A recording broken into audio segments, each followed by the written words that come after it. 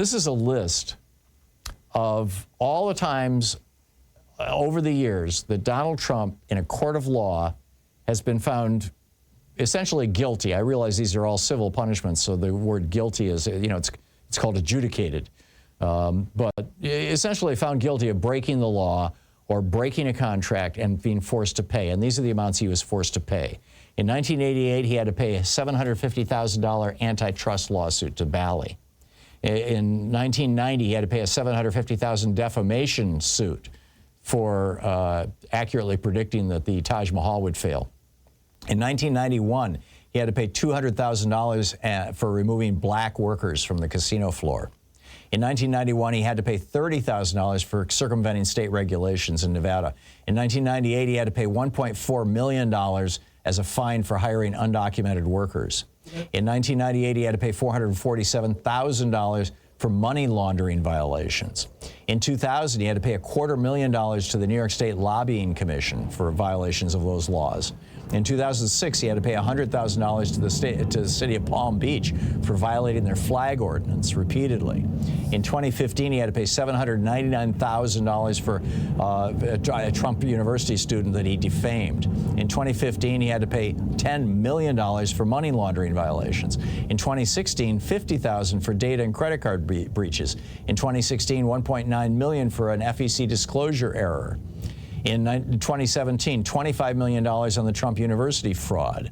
In 2019, $2 million on the Trump Foundation fraud. In 2019, $290,000 for a Scotland wind farm violation. In 2021, $122 million for money that the campaign that was forced to refund to donors. In 2022, $110,000 for contempt of court. In 2022, $750,000 for funneling inaugural funds into his businesses illegally. In 2022, $1.6 million for being guilty on 17 counts of criminal tax fraud.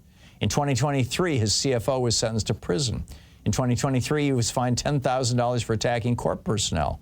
In that year, he was fined $1 million in court sanctions for a bogus lawsuit, including $171,000 to be paid to Hillary Clinton.